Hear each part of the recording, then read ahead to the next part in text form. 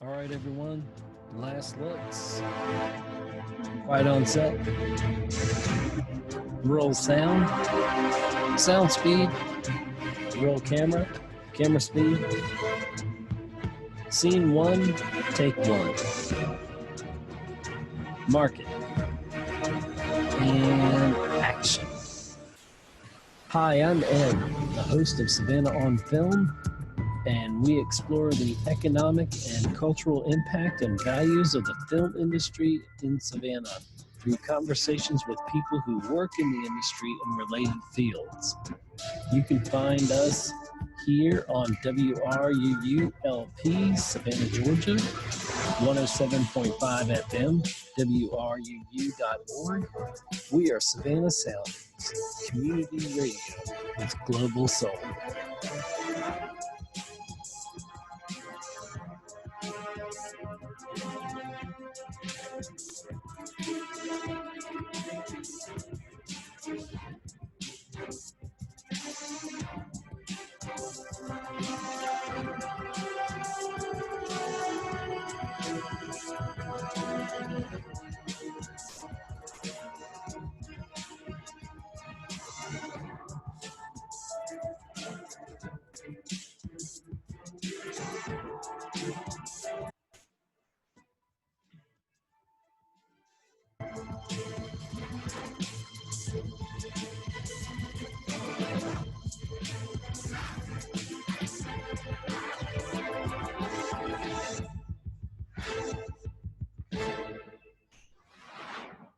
Hello, everyone. Hello, the world, and welcome to another, what I promise to be one of the most awesome episodes of Savannah on Film.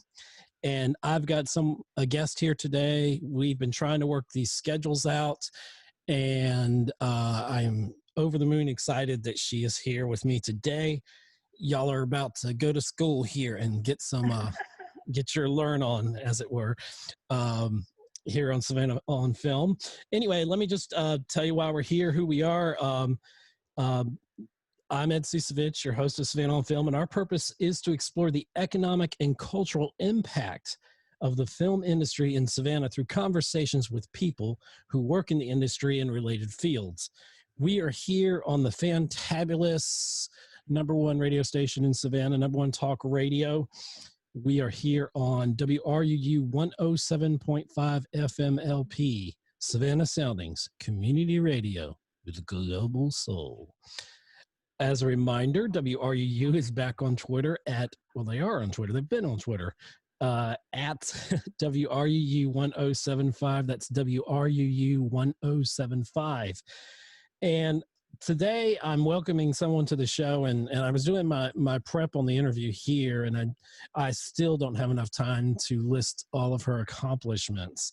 But if you work in the Savannah film industry, you know this lady's name, and probably be far beyond Savannah. Her name is Marty Siu, and welcome, Marty, to the to Savannah on Film here. And if you're watching this on video, forgive me for the lighting, because lighting's not my thing, it's sound. So we're doing the best we can in these times of this pandemic that's rocked the world, rocked the industry. And we're going to talk a little bit about that. We did on our last episode, we did break down Georgia Film and Governor Brian Kemp's best practices to reduce the contagion of COVID-19. You may want to check that out. We're going to touch on a few things here on the episode, maybe about that, how it's affected this. But let me give you a little preview of who Marty is. You're like, well, Marty Siu. Who is Marty Siu? Marty's a woman of many talents, known mainly as a casting director in the film and TV industries. She also heads up Urban Meals that has been especially important in feeding the less fortunate during the pandemic. From casting for NBC's hit TV series Council of Dads, woohoo, Underground Railroad, The Gifted, and Bolden, which I really want to talk about Bolden. I've discovered by reading your bio, I've discovered a film that I'm definitely going to check out, which features some music by the great Wynton Marsalis. Anyway, Marty is giving opportunities to many local actors and helping further their careers by getting them featured in TV series and films that come to Savannah. And she is also a producer and an actress, so there's not much she hasn't done. And with that, I enthusiastically welcome Marty Siu to Savannah on Film, finally. Well, Ed, it's wonderful to be here. I have to tell you, when your intro started, I was so excited to hear those words again, like quiet on the set, back to one, action. I missed that terribly. One correction I want to say real quick, though. You said Underground Railroad. I did Underground with Anthony Hemingway. It was a totally different show. Yes, So it just want to make sure I don't take credit for someone else's. No. That's all on me. No worries, though. And that was such an amazing intro. A lot of pressure here because that was my wife will tell you I make at least one mistake a year. No. Oh, well, hey. That's fantastic. I'm the king of that. So yeah, it was just Underground, but that's fine. So you do a lot of exciting things. I think first off the bat, we need to talk about casting. You work as a casting director, and we have to talk about the elephant in the room. Because there's no one else in the room. They're 6 feet apart at the very least, and the elephant's wearing a mask. And has casting, I wonder this, has casting been easier or more difficult or unaffected by the pandemic from your point? Well, it's non-existent for me. It's non-existent. It is. I have had no work since March 13th. That was my last day on Florida Girls in Savannah, which we had just started. We were in pre-production. Right. Council of Dads was fantastic, and it ran through, for me, I worked on Council of Dads from October in pre-production through, I think it was February 22nd. And then on March 5th, I started on Florida Girls, again in Savannah. And on March 13th, I had traveled down on the 11th or 12th. We had a big production meeting on March 13th, which was a Friday. I drove back to Wilmington, North Carolina that evening, and to an email that said, hey guys, we're shut down as of March 15th until further notice. So there has been zero work for me since March 13th, or anybody from what I understand in the film industry. Here, I think I worked, the last thing I did in the industry was on episode 5 of Council of Dads, which as we're recording this just came out the other day. Or last week, I guess it would be. Yay. I got to be my first time ever being a background actor. So that was fun. I kind of did it on a dare, and someone pushed me into it and said, you ought to try it. And I don't want to be on that side of the camera. I don't want, all these reasons. And then I did it and had a fantastic job. And did you see yourself? I have to go back and look because someone swears they saw my beard in a scene. I didn't quite see my face there, but I was in the crowd, and so I've got to go back and just double check. But I'm a week behind, or I would tell you. I've had some internet issues, so I'm now watching it on NBC.com instead of cable. So I'm a week behind. But what did you think? Did you enjoy the process? I thoroughly enjoyed the process. It was, well, first off, when you're not on set yet, we spent so much time talking to so many people, and so many people that I've actually had on the show here and are friends in the industry, and I met some new people. So for me, being an extrovert, it was the greatest joy. Oh, good. I would definitely do it again. And wonderful. It was a great experience on set. The show is, I think, going to be, if it isn't already, a hit. I really like it. And I'm so glad. It's sometimes you go into some projects and you're just not so sure. This one seemed like it has a lot of heart. And from the pilot episode on, it's just, it's got some of those moments that really hit you right there. And it's a wonderful script. Definitely tugs at your heartstrings. And on that note, I've got to say, I don't know what your experience was that day as far as were there a lot of extras or just a few, but if there were just a few and you were able to meet some of the cast and crew, they don't act like actors. they would just come up to you, hey, how you doing? And you wouldn't know that they're a lead actor. They truly are. These actors really have the heart that they bring to this show. So it's a wonderful series to work for. Yeah, I don't want to say where the scene was because I'm scared of spoilers for people that Okay. haven't seen it, but Thank you. it's in a restaurant. Not if you watch the show, you know what the restaurant is called. And Probably the Crab Shack. okay, I'll let you say it. And there was one scene, me and three of my other friends there. We snuck into a scene actually and got to sit in like the bar area. So I don't, you know, Nice. they were in between. So we had that. And then I was also sitting up front where I guess the maitre d' would be, if that's what you call it. Mhm. And then we were eating. And the funny thing that you don't know about filmmaking is we had food in front of us. And anytime there's food near me, I'm going to eat it more than likely. Don't eat the props. Yeah, it was the props. And I looked down, I was like, I'm not hungry. So yeah, it was definitely props. And I was like, oh, okay. I gotta pretend like this is great. And we're pretending like we're eating and talking, and it was fun. 6 hours later, that plate is still sitting there. Yeah, and all that. But yeah, it was a fantastic experience. I'm thankful that I was able to be a part of that, even if it was a small part, but it's fun. So you said that I know that people can do remote casting. Has there been any submissions that people have sent to you via video? No, I do for movies and TV. I mostly do extras casting, and then I do Okay. principal casting for a lot of commercials, a lot of the independent films, Right. which aren't happening right now.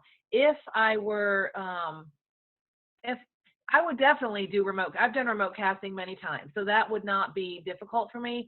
The Right. hardest part for me with remote casting is simply the fact that I love people and I like to be there in person and see folks and encourage folks and make sure that everyone's having a positive experience. But with Council of Dads, which I want to encourage everyone, please keep watching it, because as much as we love it now, the ratings need to be really high, and they probably are. I don't know, but the ratings have to be high enough for us to be renewed for a season 2. So if y'all keep watching it, make sure all your friends are watching it. We can get high ratings and come back for a season 2, which I believe will happen. But it does depend on viewers Right. watching. Nobody foresaw, especially in the industry, this pandemic and Right. the things that it's going to cause and the delays and things and production schedules and Mhm. hopefully that Council of Dads won't be one of those shows, because I think you can tell when a network's invested in a show because they have the little promos that have parts from the show there, and Right. the in-between promos. It was really good to see that NBC's put their muscle behind this show, and they want this show to succeed. And Right. it's different from, I know there was the comparison early on of This Is Us, which isn't a Mhm. bad comparison by any means, but Council of Dads is its own show, and Yeah. it can stand on its own 2 legs, Yeah. and it's got that heart and soul. I like those stories that have that, that kind of grab you by the heartstrings a little bit and pull Right. you along. Plus there's Mhm. humor, and there's a lot going into all of that, so it's not Yeah. just that. But so when you're casting, and I want to go to that, and excuse me, I have some notes here because there's like so many things I wanted to talk about. Sure. um let me just skip over here.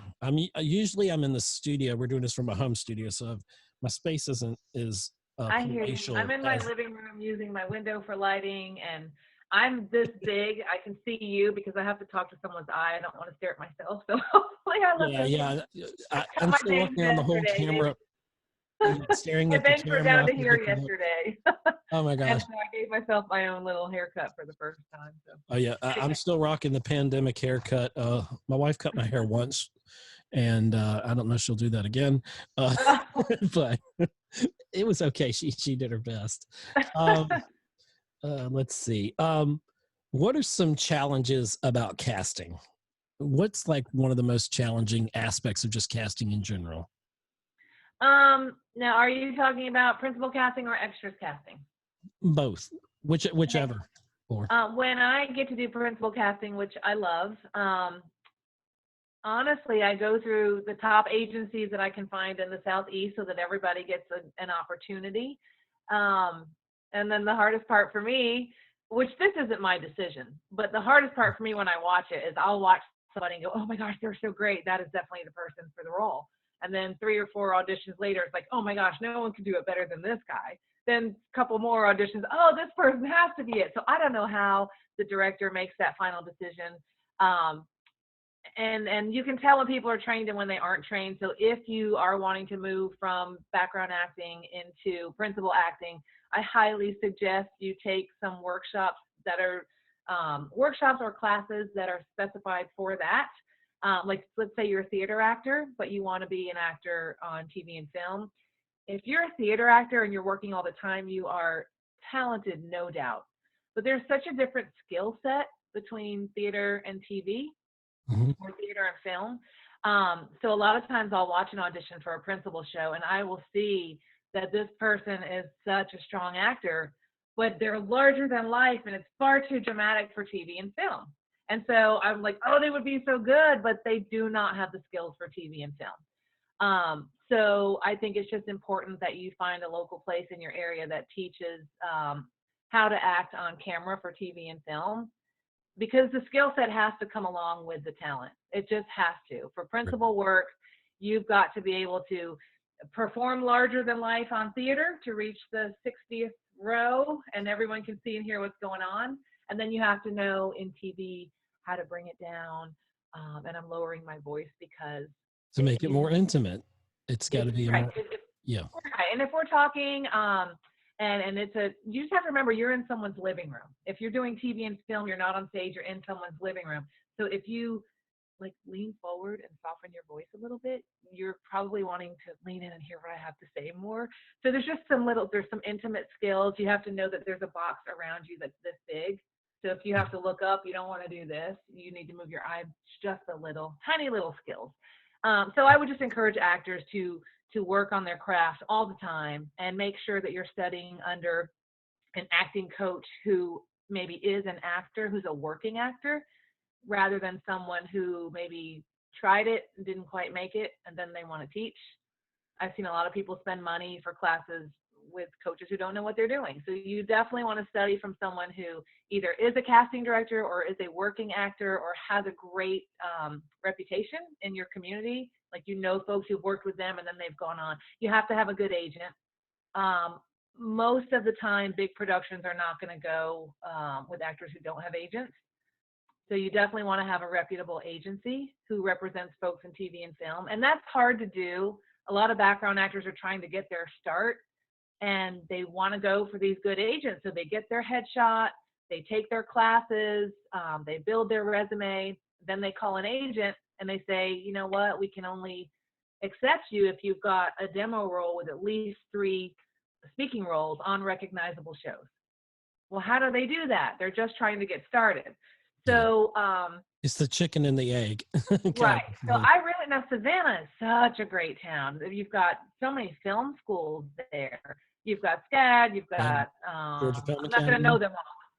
Yeah, there's so many schools there. So if you're an actor if you're a background actor and you're just getting the bug that you want to do more than that, you want to audition for a speaking role. If I'm the extras casting director on a show, I cannot help you at all to get a speaking role in my show. They don't come to me for that. They come to me for the stand-ins, the photo doubles, the background actors, the featured extras. But as far as the speaking role goes, you've got to have an agent. So go to these Savannah film schools, talk to some seniors who have senior projects that they have to do, because if you're a film student and you're in your senior year, you're probably really, really good. So your film, a short film, even if it's a 3-minute thing, if you can get a speaking role on that and create a little clip, you know, that's one way to get started. Now, you won't be able to sign with the top agency right away because that's not a recognizable show, but there are some agents who will take beginners. And if you study under a reputable acting coach, a lot of times that acting coach can tell the agent, hey, this person doesn't have any recognizable credits, but they are so ready. And if the agent knows this acting coach, sometimes they'll take you on just on that recommendation. Yeah, and I know it's got to be tough for those film students that are trying to do their senior thesis, Hmm. and everything is just stopped. Oh It's yeah. hard to find right now. It's difficult to navigate Hmm. through this unknown territory that we're all having to go through, and trying to find our way. And you know, it's difficult. It's difficult all Hmm. around. Right. And so, what got you into casting? What like excites you about it? Well, I was a film student too. So There you go. 30-ish years ago, I majored in TV production, and that's where my degree is. But I did start acting when I was younger. My dad was an actor, and I did theater all through high school and college. Hmm. And then I dabbled in some TV and film, and it's just I love this industry, and I knew it's something that I always wanted to do.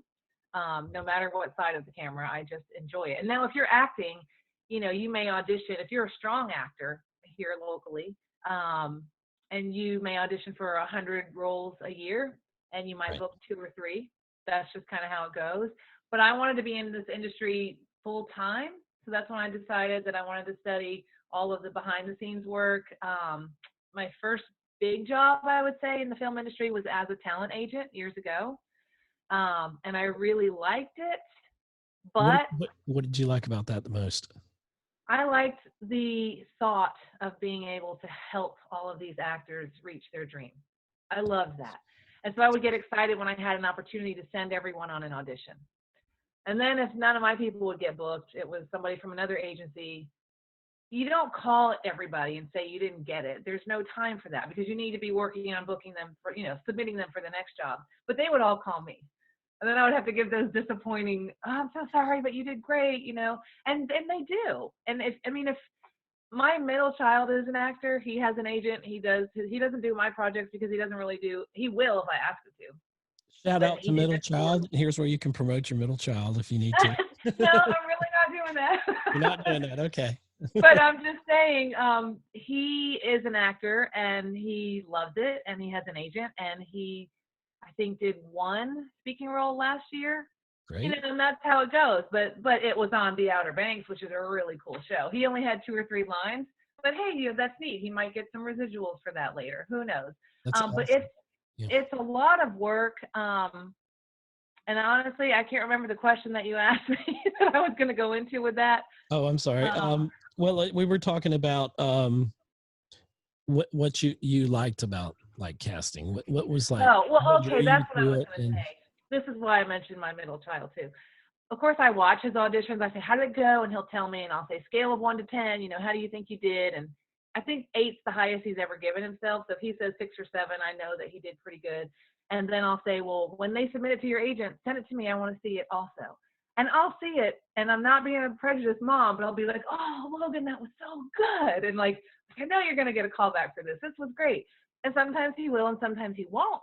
mhm. But I know acting, and his auditions were great. And so then I would watch the show to see who got it, and it was another strong actor, but maybe he had red hair and freckles. My son is half Samoan, so he gets called a lot for Native American or Hispanic. He never gets called for Polynesian because unfortunately in the South that just isn't a big role that people are calling for these days. But the Or reason I maybe bring that him up, Rock has the market cornered on that a little yeah, they bit. could just, yeah, do something where The Rock can be a 20-year-old. Logan's Well, really they good. can deep fake it. I'm sure they can utilize some AI or something and Well, but make the that reason I happen. brought him up is because and he's really good in this field because he has thick skin. My oldest boy, who's 24 now, tried it for a while. He enjoyed acting, but he was like, "Ugh, I'm not like." This was back in the day when you had to travel. We lived in Charlotte, so he would have to travel to Wilmington 4 hours for an Right. audition and then travel home. And he was like, "I don't love it enough to do all this back and forth driving." And he would be bummed if he didn't get it. So he was like, "This isn't for me." Logan loves acting. He's a theater actor also. So he goes and he does it and it's fun and he forgets about it. And that's how it has to be. But the reason I bring that up is when he auditions for a role, because he's 20 now, but when he was a minor, I would always have to be there. I would have to drive him, and I Mhm. would see all of the people at the callbacks. So he would audition for a role, and I would say probably 200, maybe 300 people audition for that specific role. Then they would do the first round of callbacks, and there would be about 40 people. and they all looked like Logan. Now, these are specific one, like his first speaking role was with Jason Momoa, and Logan was 13, and it was in Atlanta, and it was called, it was on Sundance Channel. It was called The Red Road, okay? So at the callback, there's 40 people who look just like him because it said we need Native American mix. They can be mixed with anything, but they have to look half Native American. So then he would get the second callback. And I'm thinking, ooh, they must have it down to 3 people. Second callback would have 25 people there. Third callback might have 10 people there. Those 10 people are great. Out of 300, you've got 10 incredible actors now. They can still only pick one. So if you're acting and you're wonderful and you know you're doing well, agents are telling you, directors are telling you that was great. If they keep calling you for a callback or an audition, even if you haven't booked anything yet, you're good. Let that encourage you. They like you. They just have to find the role that's right for you, because sometimes it just comes down to you're too tall. All the other actors are here and you're here, and that's going to mess up our camera angle. It comes down to things that are out of our control. It's like, we need you to be in this Tom Cruise biopic and you're 6'7". Right. And then I'm serious, because people, and I say this for actors' ego, and I mention my son because as a mom, you know, I don't want him to feel defeated. Like, don't stay in this industry if it's really going to crush you. And he doesn't. And that's why, of all my 3 kids, he loves acting. That's what he does. The other ones aren't interested. If you love acting, if you really, really love it, and you're getting good feedback from your agents, and you're getting called for auditions, even when you don't book them, if that same casting director calls you back for another audition, you're doing something right. Keep working at it. It may be something that you just absolutely have no control over. And one more thing before we move to the next question. Sure. I was working with a director, a very famous director. He's so, I'm not going to say a name, but so wonderful. Really wonderful person to work with. And there was an audition that I got to be in the room for. And this one girl was phenomenal. Like, I knew, I'm like, that's it. We found her. It wasn't my choice, but I knew that that's who he was going to pick. And when she walked out, he was like, gosh. I said, she's it, right? That was amazing. He said, yes, but I can't hire her. And I said, why? And he said, she looks just like my ex-wife. I'm not going to be able to deal with that on set. And that's when I'm thinking, oh my gosh, like, what am I going to tell this girl when she calls me back and say, did I get an audition? Do you have any tips? That's what people say. Do you have any tips? Is there something I could have done better? And sometimes she was the best, and she had the exact look that they wanted. But she reminded him of his ex-wife, and he couldn't have that on stage because it was too recent and too hard. And you can't do anything about that. So if you're an actor who is discouraged, just know that a lot of times it's not you. If you're not a good actor and you're really not ready to be auditioning, they're not going to keep calling you back. If you're getting called, keep at it. Keep working hard, and just the right role will come along. And I was thinking, even from those so-called disappointments, we learn from those, right? I mean, you know, you may learn something. You're learning. I want to think that we're always learning, and even when we fall, we learn how to get up, and we learn how to do something better. So you might have missed a role that we could, and the next role you may not have had a chance to get. Now you get that role, and that role could be like way up here compared, you know, to what you were trying to get. And you know, there's stories of that in the industry that, you know, go way back, that you know, people, this person could have played Batman, this person could have been, you know, I don't know, in Gone with the Wind or so, whatever, I don't know, you know. So, and a lot of self-growth can come from these auditions too, because that's when you can decide, hey, is this something I really want to keep doing? If you're just kind of halfway in it, if you're just in it for the money, forget it. Like, you really have to love what you do. If you can go and say, that was fun, I loved that audition, I hope I get it, but now I'm moving on to the rest of my life. You know, that's kind of how it has to be. You have to enjoy it. Right. Okay. You know? Before we move on, that's a good segue there, from casting.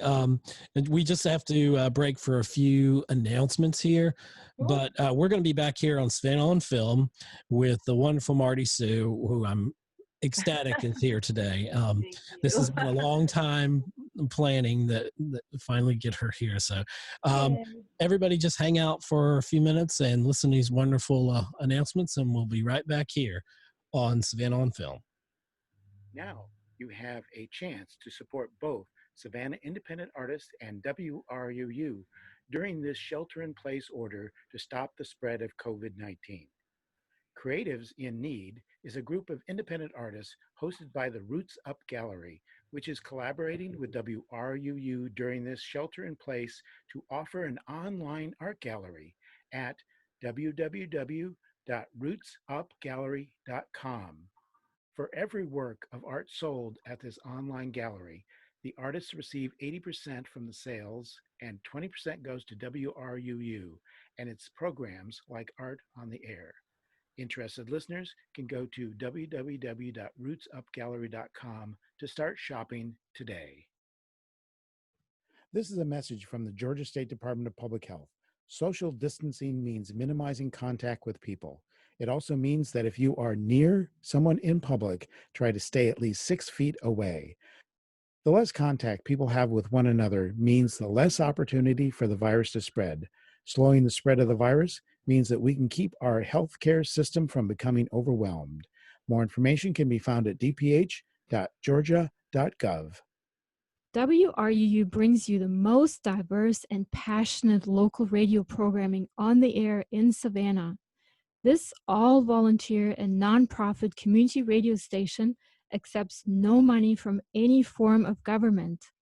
Our diversity and independence is made possible only through the generous financial support of listeners like you. We rely on your annual and ongoing monthly contributions to cover the many costs associated with bringing you our broadcast and web programming.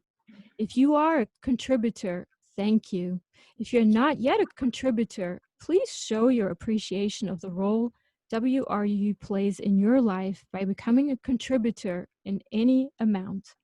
You can donate quickly and easily by credit card or check. Just find the donate and subscribe links at wruu.org. Thanks for listening to and supporting WRUU. This is WRUU-LP, Savannah, Georgia, 107.5 FM, WRUU.org. We are Savannah Soundings, community radio with global soul. And welcome back, everyone, to Savannah on Film. I'm your host, Ed Ciucevich. We're here on Savannah's #1 radio station, #1 talk radio in Savannah, Georgia here. WRUU, that's 107.5 FM in Savannah, www.wruu.org. We are Savannah Soundings Community Radio with Global Soul. And on our fantabulous show that we have today, I have someone of exceptional brilliance with me, Marty Siu. And we were talking about casting in the first portion of this, and which is a big part of Marty's life that she loves. But we're going to pivot a little bit. I want to ask, what do you have coming up creatively in the future? Well, what I'm most excited about is as far as film work goes, is getting back into Florida Girls as soon as production is allowed to open again. And I'm doing extra casting for that, and I absolutely love my background actors. I can't say especially in Savannah because I love my Wilmington people too, but of all the places I have to travel, Savannah's my favorite. I love y'all. You are the most charming town, the best people.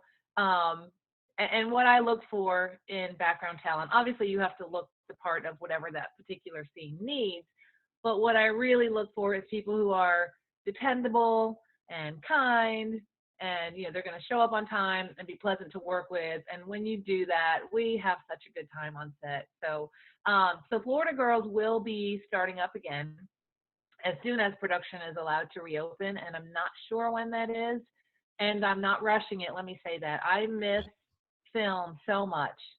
I really, really do. I love you guys. I miss being there. I miss the hard work.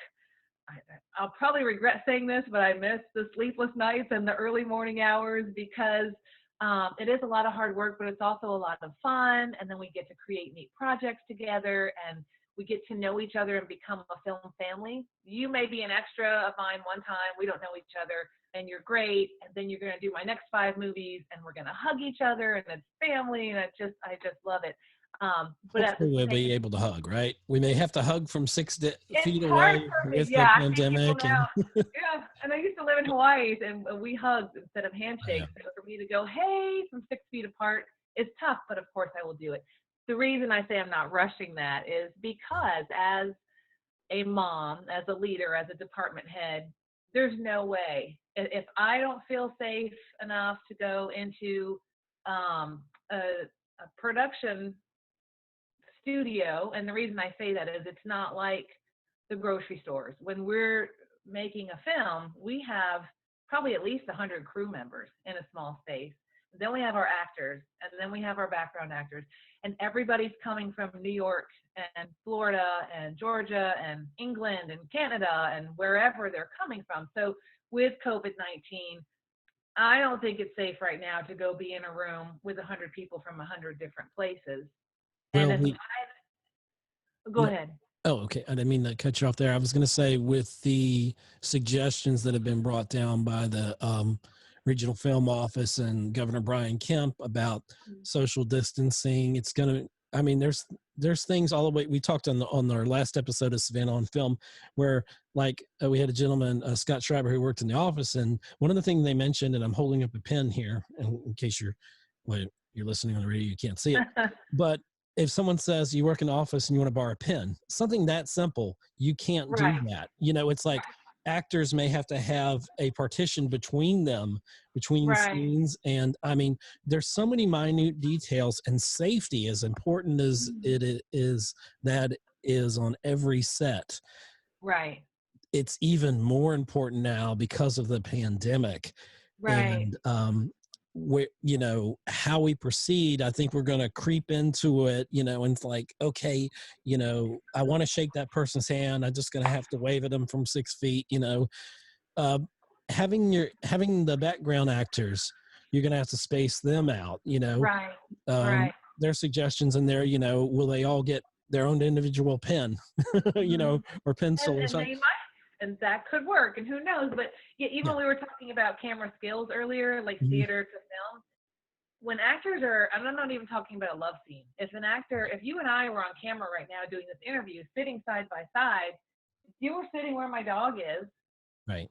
we're not, it's going to look like we're a mile apart. You have to sit right next to me just to make it look like we're this far apart. We have to be sitting this far apart. That's just how it is. I But wonder yeah, how it's going to change.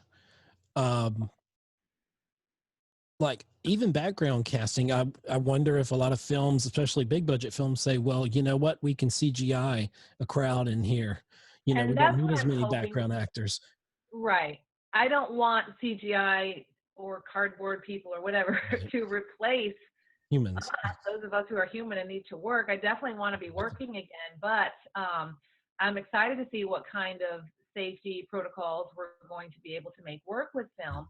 Some people are like, oh, they should just open up already. It's not that big of a deal. And it is. And if you're not in film, you don't understand how many people are crowded into one room. And like you said, exchanging pens. Now, yes, every background actor can have their own pen. That would be wonderful. And if there's a way to have 10 people in a room that will be safe, that will be far away from each other and make it look like 30, you know, when the time comes, great. But as of now, I feel like I'm very young and healthy and high energy and, you know, healthy. But at the same time, I'm over 50 and I have a heart condition. So I'm not going to go into a huge crowded room right now where I could be exposed. And if that's how I feel about myself, I can guarantee you I'm not going to send any of my background actors into a situation where they could be exposed. And that's part of the mom That's the and me, responsibility. Yeah. department head. So yes, I want to get back to work, but only when it's safe. I'm not going to put anybody at risk. I can't do that. You mentioned about giving back, and one of the reasons I really wanted you on here on the show was for your expertise and great knowledge that you're giving now to our audience. But you have a project that you do. I won't say on the side, but you have another project, and it's called Urban Meals, and this is where it's a cooking show where every meal you cook serves the homeless and the hungry. Yes. And I think that's fabulous. Can you talk a little bit about Urban Meals? So glad that I was going to ask you. I didn't even know if you knew about it. I was going to say, is it okay Of course I know if I talk about it. about Urban favorite meals? Okay, good. It's my heart project. And let me just say, like you said, I have experience as an actor, as a talent agent, as a casting director, but never as a producer. And I work just like you actors and background actors and other crew members, you work when there's work. And then when it's gone for whatever reason, like in North Carolina, it's just we haven't had it for a while because Right. of our old governor killing the tax incentives. And Georgia was very smart to not do that. So y'all have awesome work. Definitely. But there are times when we don't have any work. Like, oh no, there's no films coming for a year. What am I going to do? So that's happened a lot. It's a roller coaster. And as a single mom of 3 for many years, my kids are older now. My youngest is 15, so I still have one at home. But there were times when I had to go get on food stamps. I had to go work at temp agencies and for working for very little money, taking whatever I could until the next film job came around. And it's hard. And a couple of years ago, when our governor in North Carolina former governor killed the tax incentives, Mm. and then Georgia, everything was in Atlanta. And Savannah's as far as I want to go for a 3 or 4 month job because I could still come home. Like when my oldest was here, he could babysit and drive them everywhere, and I could come home on the weekends. I can't do that from Atlanta. It's just too far. So there was a time when I just didn't have any work because it was nothing in North Carolina. Atlanta was too far. So I was just getting little bitty jobs where I could not pay the bills. I was sitting on my couch crying. I was sitting right over there. I remember it. And I was crying and I was praying and I just,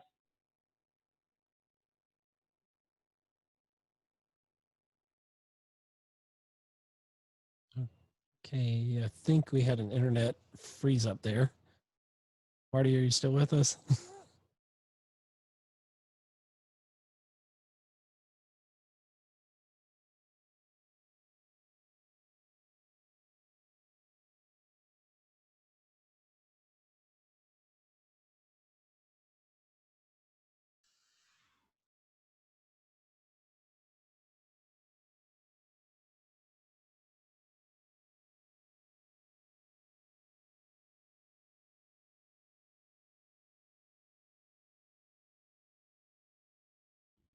and when it does that, oh, I see you again now. Can you Okay, hear we're me? back. Okay, well, Okay, sorry. let's just start that little bit over what you were talking about. So you were sitting at home crying on food stamps, Mm-hmm. and we're talking about urban meals here, how this came to be. Yeah. And I was praying how I could use my gifts for TV and film with my heart for service.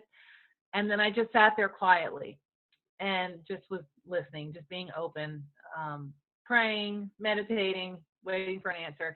And I felt like God said to me, produce a cooking show where every single meal you cook serves the homeless in your community and then later in surrounding communities.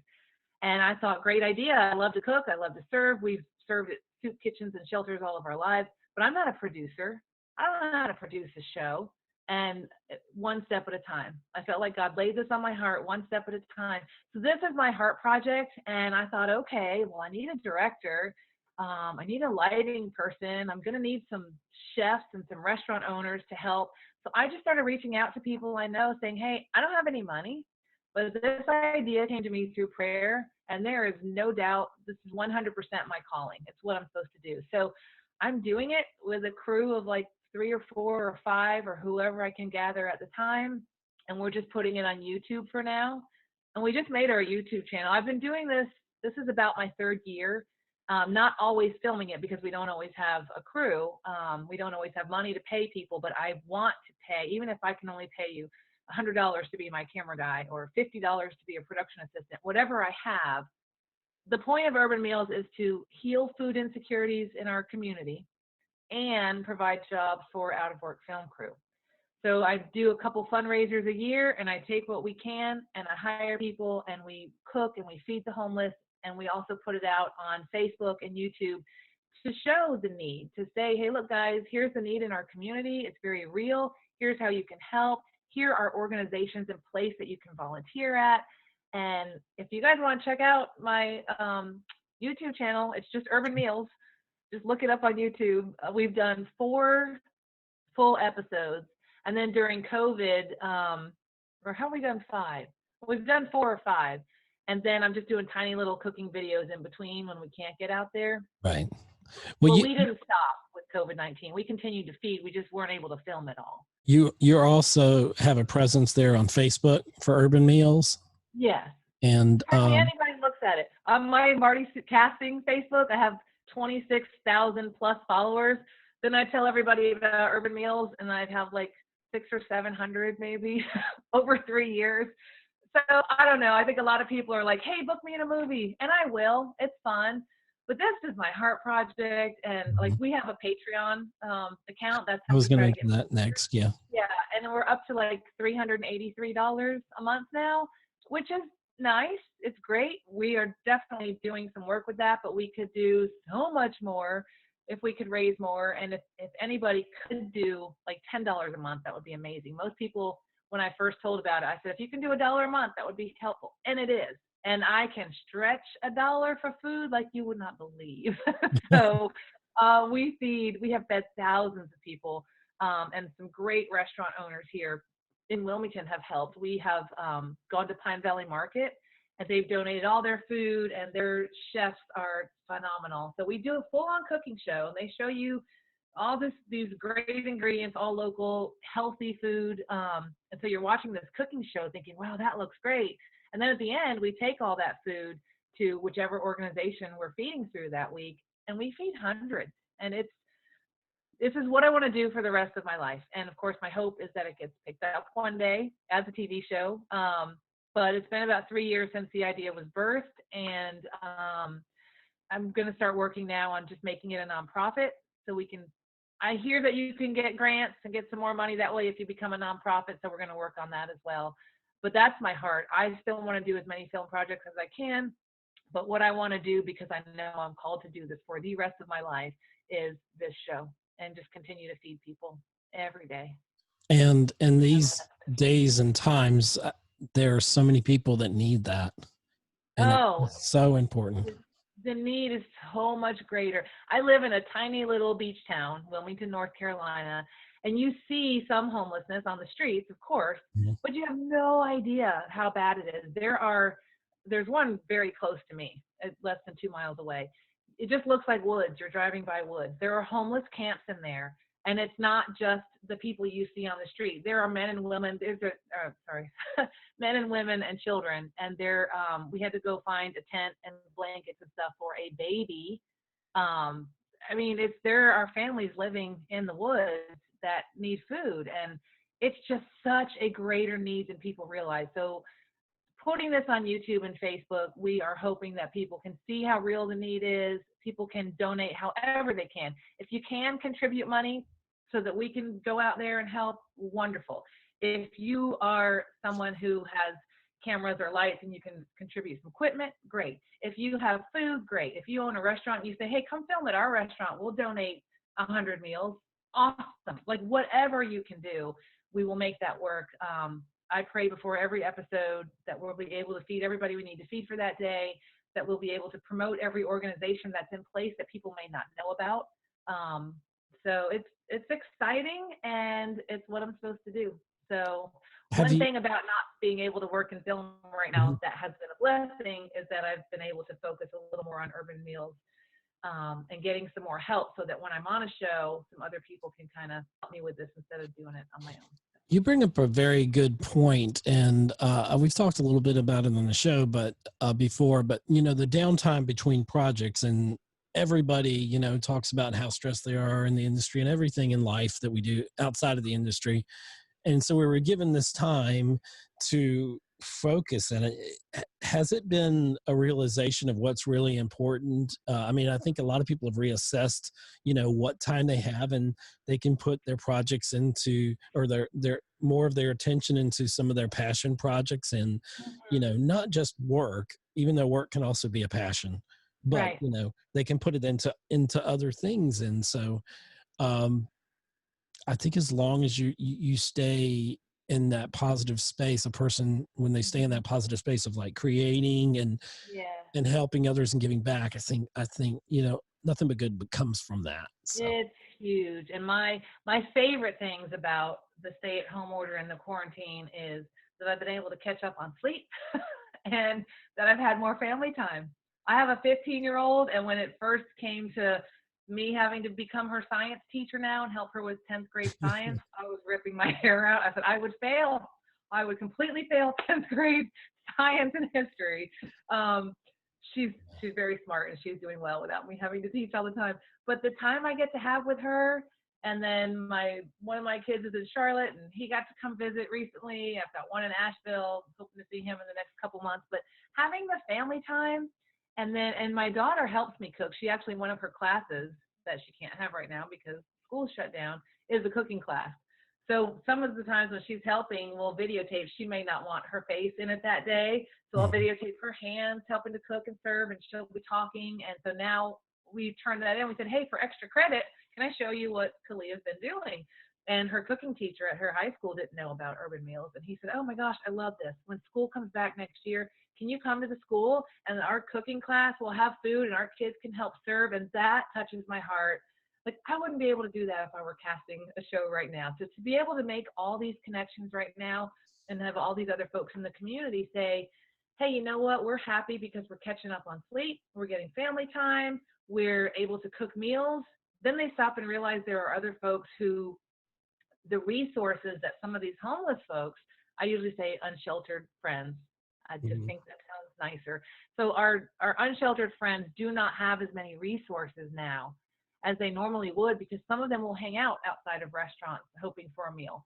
And some restaurants are open for takeout, some are not, but they have less resources than normal. So for us to be able to help with that, I think it's important. You mentioned positive space. I think it's very, very important that no matter what's going on around us, we find some good that we can do to help someone else. I think that's crucial because we're all hurting, but there's always somebody else who's hurting more. Yeah. And it's important to use whatever gifts, whatever talents, whatever resources you have to help your neighbor, love your neighbor. That's what life's all about. That's awesome. I don't even know how to follow that up, but that's a fantastic thing. I wanted to pivot real quick and talk about one of your films that kind of caught my eye when I was looking through your IMDb, which people can also find you there on IMDb and see the wonderful things in the industry you've done, all the different TV and film that you've worked on. There's one that I think it's been released. It's on Amazon Prime, called Bolden. And I was reading about it, and it's a mythical account of the life of Buddy Bolden, the first cornet king of New Orleans.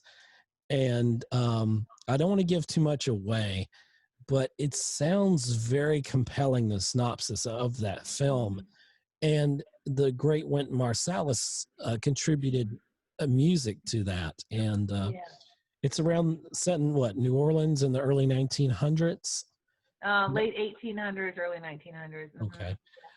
What was your experience like on that? Because that seems to be one of your most unique films there, or projects that you've worked on.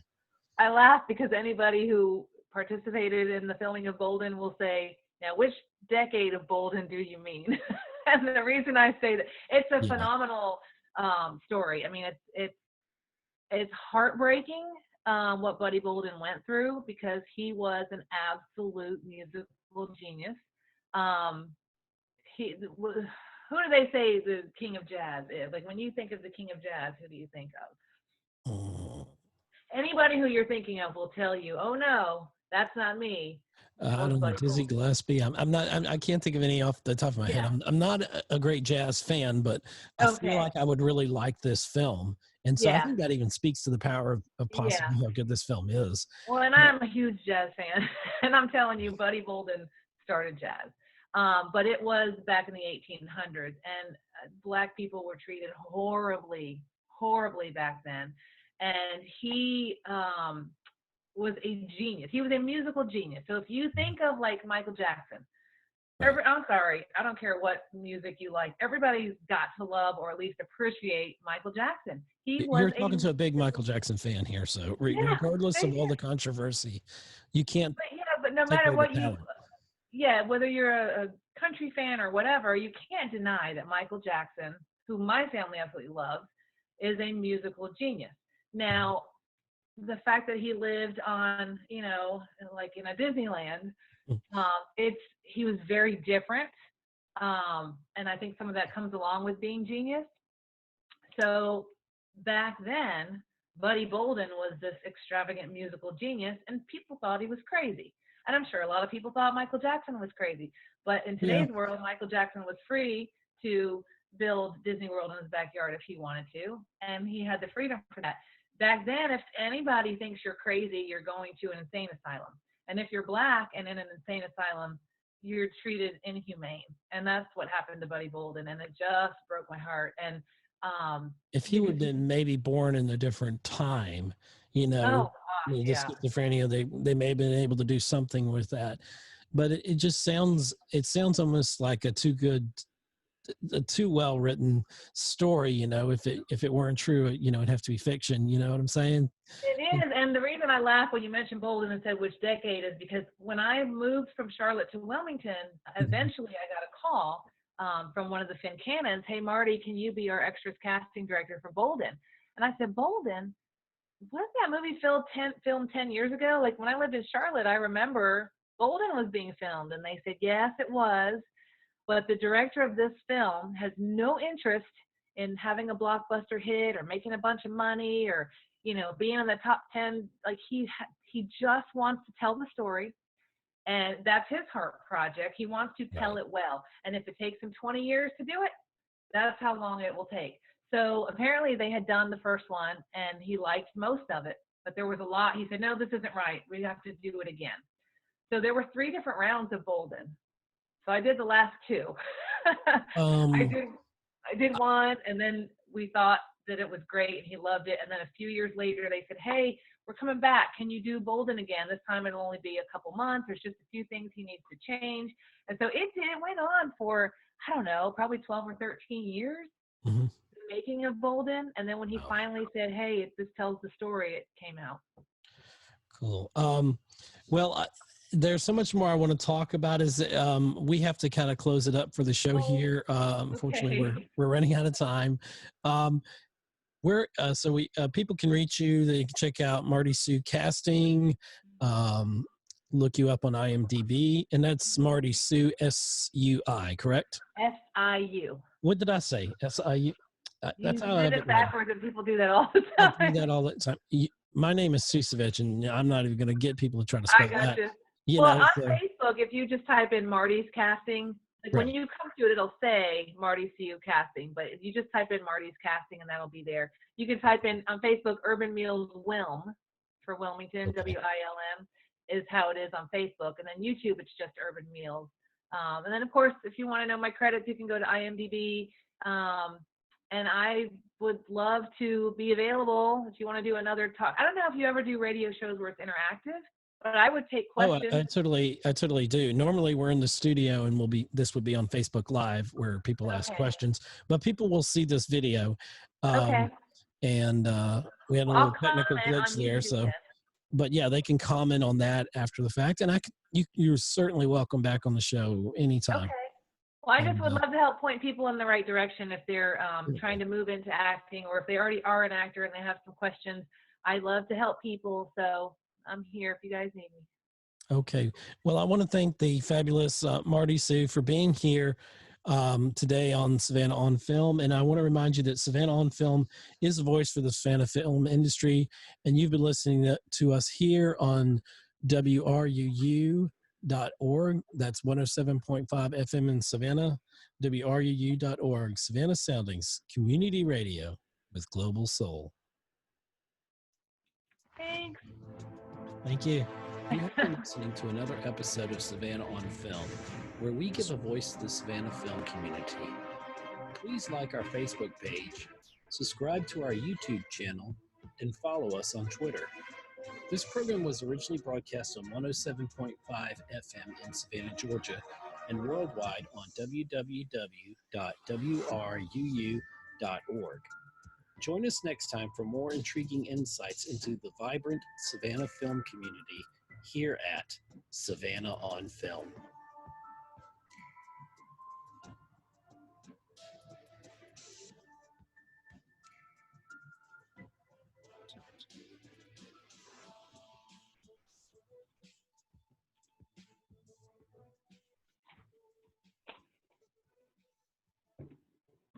All right.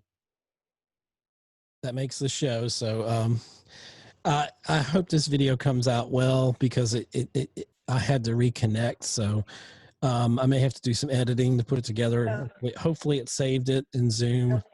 I've never had a glitch before. So this has been fun.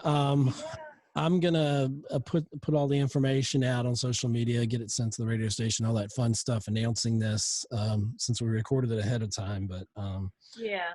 fabulous show. Thank you so much. I Oh, good. appreciate I you hope I being didn't here. talk too much. I felt like I was taking up too much of your time Oh, no, sometimes. you're the guest. This show's about my guest. It's about you. So I wanted to Oh, put the best thanks. spotlight on you. And I guess we'll call it now. Okay. And And now I'm hopefully, thinking about when we were talking about Bolden, I yeah. automatically go back to my thoughts on whatever the film was. And when Mhm. I said Black people were treated horribly back then, I almost want to add, and still are, because of what just happened with George Floyd. That's Yeah, really going this to come up. is a very difficult time right now. Oh, Everything that's going on, and it's unfathomable. I've cried It's so much. 2020. I've been Cried deeply so much. affected by it myself, and I can't even imagine how powerless some people feel. But Yeah. I personally think we've got to change that. This Oh gosh, is, yeah. we're moving forward. We're not Yeah. going backwards. Nobody wants to go backwards. So Well, when I saw the video, I didn't know what I was going to see. My daughter had come up to me last week and said, "Mom, everybody's getting ready to start a riot in Minnesota. Do you know anything about that?" And I said, "No." And she said, "Well, everybody's talking about it, like I guess on her Snapchat and stuff." Mhm. I said, "Well, let me look it up and see what it is." I had no idea. When I looked it up, I saw the 10-minute, 9-second video. Um, and when I watched it, I clearly saw horrible police brutality, but I had no idea that I was going to watch someone die. And Same. I watched the whole video, and like I said, I did not know what I was going to see. So at one point, my heart started racing, and I'm like, "Get off of him, get off." And I'm saying this, Right. watching it, and then I hear him cry, "Mama, mama." And I started bawling. I saw my boys, who are dark skinned, and I cried for days over that. I hate it. I hate it, and I want it to stop. And yeah, we have to make some changes there, Yeah. big I time. really, And I think the protest should continue until all of those cops who were involved are arrested for murder. yeah. I do. Um, like, no one can hide from justice, and they shouldn't. Right. And I don't think we're all going to riots be should treated continue, but I equally. think protests should continue. Yeah. Yeah. So Ooh. now that I hear myself back saying Black people were treated horribly back then, I know there's going to be a comment that says, "And we still are," or "they still are," because it's true. But I feel that way too. Yeah. So. But we've just all got to pull together, all races, everyone in this country, and we've got to fight. Yeah. Good fight peaceably to get these changes. Absolutely. Our mayor, made a wonderful speech when they had the demonstration here in Savannah. And he said, if you want to change the system, do like I did, become a police officer, take the oath. And, Wow. some people weren't happy with that. But what he was saying is, he also followed up by saying, be part of the solution. Right. Get elected to city council, become mayor, change policy. Absolutely. Yeah. Yeah. That's, your vote means everything. Oh gosh, yes. Yeah, and our So mayor, and there was a peaceful demonstration here on Saturday, which was wonderful. it's And amazing. then last night there was another one being called, and my daughter wanted to go to the one last night, and I said, "Honey, we're going to go to every single organized, like the one on Saturday was organized by Black Lives Matter Wilmington organization, NAACP. But the one last night was just some random person saying, 'Hey, from 6 to 9 p.m., we're going to do a protest, but make sure you wear masks and cover your tattoos.'" And I was like, that doesn't sound right. It's at night and they want people's identity covered.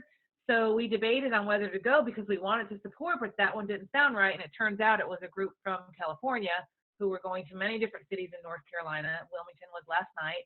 And they had I don't know what they're called, but those are bombs that you can make with fire in them. And they were throwing it at our city hall, and they were throwing firecrackers at cars. And our mayor and district attorney were down there saying, and our police chief is African American, and he's saying, "Hey, listen, we hate what happened also. We will protest all day, every day, but you can't come in from some other state to Wilmington, who is, I mean, our city is just, we will rally together to stop any type of injustice." And so why tear up the buildings here, Right. And it did end up being taken care of. Or they did say, hey, you guys, the mayor said, please go home. This one's not an organized legal protest. Someone's trying to start a riot. We want peace in our town. We're going to stand up for what's right. And they had to put some tear gas out. And nobody got killed or hurt, thank God. But yeah, when people look at Wilmington, we don't have a lot of that stuff going on here because we are so many different colors, and we stand together and we will protest, and we will shut down the streets and do whatever we have to, but we're not going to go destroy some innocent man's business who had nothing to do with it, Right. I mean, there's a right way to do it and a wrong way to do it. The wrong way is violence, but in destroying a property, the sad part is for me where I saw somebody on a news report that had put their life savings into, and they were a person of color. They had put their life savings This was into the one that their made my daughter business. cry. She told me about it. Yeah, she said Yeah, an old and they African said, American man. my own community was part of Mm-hmm. destroying what I've worked my entire life for. And Right. they said, I don't know how to go forward from here. Right. And my heart bleeds for people like that, and I think there's got to be a way of doing this more peacefully and Right. diplomatically. And sometimes when I mean, think about it. We were kind of all locked up, self-imposed, lockup for a couple months at least on the pandemic. And Right. then we're finally getting to the point where we can come out of our houses, hopefully, be social distancing, wear masks and stuff like that. And Mm-hmm. then this happens. Oh, And it's just like a perfect storm of just terrible things that seem to happen. And yeah. there's 40 million people out of work now. I can't imagine how many people have now are homeless or on the Yeah. verge of it. Yeah. And it's horrible times. And I feel, especially for the youth that have grown up, like the people, I don't know if they're millennials. I never know which group is which. But people that have grown up, let's say were born in 2000, we've been at war, our country, their entire lifetime. Yeah. We've had Yeah. 9/11, Yeah. which I thought would be the most traumatic thing I've ever seen in my life, Mm-hmm. until the pandemic comes along. I mean, they've lived Right. through all of this, and growing up in a social media age where image is everything, and whatever your picture on social media, you see all these people that they look up to, and Right. they're all perfect and pretty and beautiful and wealthy, and everybody thinks they have to have that lifestyle, and they don't. They just have to Right. be true to who they are, Yeah. and live their dreams out. And never has there been a time when we have all this technology that is bringing it to get us, that can bring us together, but it's also tearing us apart at the same time. So I don't know. Right. It's crazy. I know. And as a mom of kids who have all been born like 1995 through 2004, Right. when my children were born, it's really important in the home that I teach them their value of who they are, not what they look like. My daughter's never had Facebook. She's 15, but she does all the other stuff now, the Snapchat and Yeah. I don't know, whatever all that stuff Can't is. keep up with all of TikTok it. I and really can't. I'm showing my age there. you what? I said I'm showing my age there. I can't keep up with all the Oh, I Snapchats, know. and I do Facebook I and barely get Instagram. Instagram. Yeah, I I think do I figured out Instagram probably Facebook. more than Facebook, but those are the only two that I have. But yeah, it's so important Yeah. that we teach our kids to love and be kind and to stand up for injustice. Yeah. When that man, oh, I don't know if you've seen the video, but it's so hard to watch. And he was 46 years old, and when he cried for his mom, Oh yeah, definitely. I to me, saw I it. was Yeah. watching my son. I mean, he is our son. He's my son. He's your son. He's anybody's son or brother. He's a person.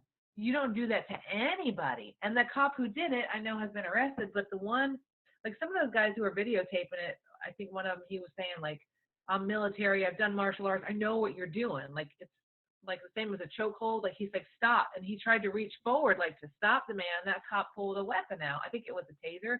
But that one who kept everybody from saving him, Oh, I'm sorry, he needs to be arrested for murder too. It's horrible. But we It needs also, to be like you said, accomplished or something. Yeah. I think Unfortunately. probably 90, hopefully more percent of people who go into the police academy want to serve and protect. But then you've got that percentage that does this, Well, and they they're going to get weeded stop. out, but definitely the bad people will. I think finally we're going to see that kind of justice because people are demanding it, and if Well, enough and that's people where stand up, technology helps us because if that right, hadn't been videotaped, right, we wouldn't know violence about like it. this happens a lot more than we realize. I mean, Yeah. and it's distressing. It's distressing because we Hmm. should be, I think, more evolved, Yeah. and in this country, we're much greater the idea of what this country is and what we can be than how people are treating each other. You know, Yeah. it's like we're 100 years ago. We've got a pandemic, just like the Spanish Right. flu, and Right. we've got racism's back. Like, Hmm. that's something that needs to go away forever. And Oh gosh. it Yeah. just baffles me. We just Yeah. got to move forward. We got to pull together. We got to do all the right things, and we got to Yeah. take care of each other. Amen. I'm with you on that. Cool. 100%. Well, I've got to run, so thank you for doing this, and we'll be in contact and watch the social media. I'll tag you and everything I can um, when I make the announcement that you're going to be on the show for this weekend, and which is what, the 6th, I think, of June, and then we'll definitely have you back, and we can talk some more, get into some more stuff that you want to chat about. Are Well, you thank you so there? much. You, Ed, can you hear me? You Yeah. froze again. Oh, okay. I It think I'm said here. my internet was unstable and you were frozen and I couldn't hear anything until just a second ago. Okay. Yeah, right I after heard you, but I was saying, okay. yeah, we'll definitely be in touch, and whenever you want to come back on the show, let me know, and I've always got a seat for you. Yeah, there may be a Okay. virtual seat, it might be in your living room, but Yep, we'll, anytime. we'll figure it out. And Okay. take care of the dog there. I can't believe how good she's been. She's the She's most been awesome. hyper dog, but we played with her really well this morning, so she was zonked out for the She's like Izzy, zonked come out. here. I know how that is. All righty. Well. Oh, now she's awake a little bit. Oh, now she's gonna. It's time for her She's mom. gonna come over and say hey now. Say hello.